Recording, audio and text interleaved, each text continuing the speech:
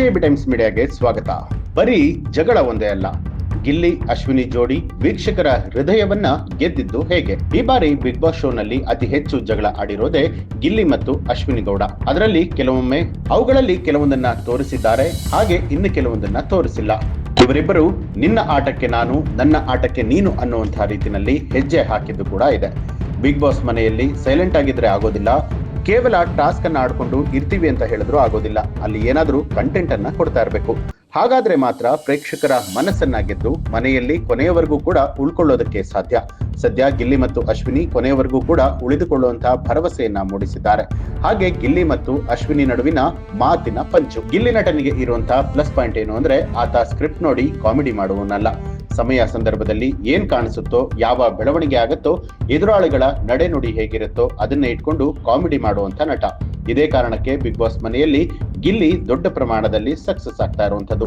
ಹಾಗೆ ಗಿಲ್ಲಿಯ punching ಡೈಲಾಗ್ಗಳು viral ಆಗ್ತಾ ಇದೆ. ಇನ್ನು ಅಶ್ವಿನಿ ವಿಚಾರದಲ್ಲಿ ಹೇಳಬೇಕು ಅಂದ್ರೆ, ಆಟವನ್ನ ಚೆನ್ನಾಗಿ ಆಡ್ತಾರೆ.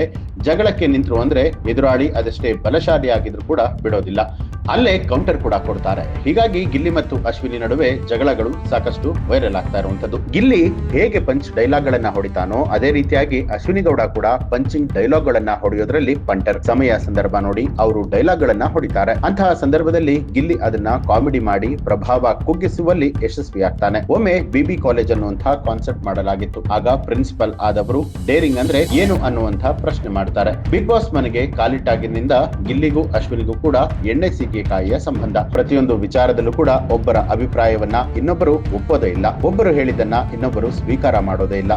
ಆದ್ರೆ ಇವರಿಬ್ಬರ ಕಾಂಬಿನೇಷನ್ ಅಲ್ಲಿ ಡ್ಯಾನ್ಸ್ ಮಾಡಿದಾಗ ಮಾತ್ರ ಪ್ರೇಕ್ಷಕರು ಫುಲ್ ಫಿದಾ ಆಗಿದ್ರು. ಈ ಬಾರಿ ಬಿಗ್ ಬಾಸ್ ಮನೆಗೆ ಮಾಜಿ ಸ್ಪರ್ಧಿಗಳನ್ನ ಗೆಸ್ಟ್ ಆಗಿ ಕೂಡ ಕರೆಸಲಾಗಿತ್ತು. ಕಳೆದ ಸೀಸನ್ ನಲ್ಲಿ ಇದ್ದವರು ಈ ಬಾರಿ ಗೆಸ್ಟ್ ಆಗಿ ಹೋಗಿರ್ತಾರೆ. ಆ ಸಂದರ್ಭದಲ್ಲಿ ಗೆಸ್ಟ್ ಗಳಿಗೆ ಒಂದು ಟಾಸ್ಕ್ ಅನ್ನ ಕೊಡಲಾಗುತ್ತೆ.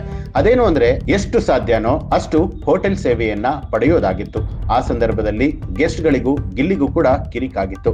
ಅಂತಹ ಸಂದರ್ಭದಲ್ಲಿ ಗಿಲ್ಲಿ ಜೊತೆ ಅಶ್ವಿನಿ ಗೌಡ ಅವರು ನಿಂತ್ಕೊಂಡಿರ್ತಾರೆ. ಅದೊಂದು ರೀತಿಯಲ್ಲಿ ಬಿಗ್ ಬಾಸ್ ಮನೆಯಲ್ಲಿ ಹೊಸ ಚಿತ್ರಣವನ್ನೇ ತೋರಿಸಿತ್ತು. ಬಿಗ್ ಬಾಸ್ ಮನೆಯಲ್ಲಿ ಗಿಲ್ಲಿ ಅಶ್ವಿನಿ ಗೌಡ ಅಂದ್ರೆ ಕೇವಲ ಜಗಳ ಅಷ್ಟೇ ಅಲ್ಲ, ಮನರಂಜನೆ ಅಷ್ಟೇ ಅಲ್ಲ, ಟಾಸ್ಕ್ ವಿಚಾರದಲ್ಲೂ ಕೂಡ ಇಬ್ಬರು ಕೂಡ ಅಷ್ಟೇ ಗಂಭೀರ ಅನ್ನೋದು ಕೂಡ ಸತ್ಯ. ಒಮ್ಮೆ ಬಿಗ್ ಬಾಸ್ ಮನೆಯೊಳಗೆ ವಿಲನ್ ಇಬ್ಬರಿಗೂ ಕೂಡ ಸೀಕ್ರೆಟ್ ಆಗಿರುವಂತಹ ಟಾಸ್ಕ್ ಒಂದನ್ನ ಕೊಡ್ತಾರೆ. ಆ ಸಂದರ್ಭದಲ್ಲಿ ಇಬ್ಬರು ಕೂಡ ತಮ್ಮಲ್ಲಿರುವಂತಹ ಭಿನ್ನಾಭಿಪ್ರಾಯವನ್ನ ಬಿಟ್ಟು ಟಾಸ್ಕ್ ಅನ್ನ ಕಂಪ್ಲೀಟ್ ಮಾಡುವಂತಹ ಜವಾಬ್ದಾರಿಯನ್ನ ತೆಗೆದುಕೊಳ್ತಾರೆ. ಅದರಲ್ಲಿ ಯಶಸ್ವಿ ಕೂಡ ಆಗ್ತಾರೆ. ಇನ್ನು ಬಿಗ್ ಬಾಸ್ ಮನೆಯಲ್ಲಿ ಗಿಲ್ಲಿಗೆ ಜೀವಿಸಬೇಕು ಅನ್ನುವಂಥದ್ದು, ಹೇಗಿರ್ಬೇಕು ಅನ್ನುವಂಥದ್ದು ಬಹಳನೇ ಚೆನ್ನಾಗಿ ಗೊತ್ತಿದೆ. ಹಾಗಾಗಿ ಇತರೆ ಸ್ಪರ್ಧಿಗಳಿಗೆ ಯಾರ್ಯಾರು ಸ್ಟ್ರಾಂಗ್ ಆಗಿರ್ತಾರೆ, ಯಾರು ವೀಕ್ ಆಗಿರ್ತಾರೆ ಅನ್ನೋದನ್ನ ಕೂಡ ಆತ ಚೆನ್ನಾಗಿ ತಿಳ್ಕೊಂಡಿದ್ದಾನೆ. ಹೀಗಾಗಿ ತಾನು ಯಾರ ಜೊತೆ ಜಗಳ ಆಡಿದ್ರೆ ಕಂಟೆಂಟ್ ಸಿಗುತ್ತೆ, ಯಾರ ಜೊತೆ ಸೈಲೆಂಟ್ ಇದ್ರೆ ಒಳ್ಳೆಯದು ಅನ್ನುವಂತ ಅರಿವು ಕೂಡ ಇದೆ. ನಾನು ಈ ಮಾತು ಹೇಳೋದಕ್ಕೆ ಕಾರಣ, ಕ್ಯಾಪ್ಟನ್ ಆಗಿದ್ದಂಥ ಗಿಲ್ಲಿ ಅಶ್ವಿನಿ ಅವರನ್ನ ರಾಣಿಯಾಗಿ ಘೋಷಣೆ ಮಾಡುವಂತಹ ಸಂದರ್ಭ ಅಂತ ಹೇಳಿ ಹೊರಗಡೆ ಬಂದಿರುವಂತಹ ಸ್ಪರ್ಧಿಗಳು ಕೂಡ ಮಾತನಾಡ್ತಾ ಇದ್ದಾರೆ. ಗಿಲ್ಲಿ ಮತ್ತು ಅಶ್ವಿನಿ ಗೌಡ ಬಿಗ್ ಬಾಸ್ ನಲ್ಲಿ ನಾನಾ ನೀನಾ ಅಂತ ಹೇಳಿ ಸವಾಲನ್ನ ಹಾಕಿ ನಡೀತಾ ಇರಬಹುದು. ಆದ್ರೆ ಇಬ್ಬರ ನಡುವಿನ ಜಗಳ ಅಷ್ಟೇನು ದೊಡ್ಡದಾಗಿರೋದಿಲ್ಲ. ಉತ್ತಮವಾಗಿ ಡ್ಯಾನ್ಸ್ ಕೂಡ ಮಾಡ್ತಾರೆ.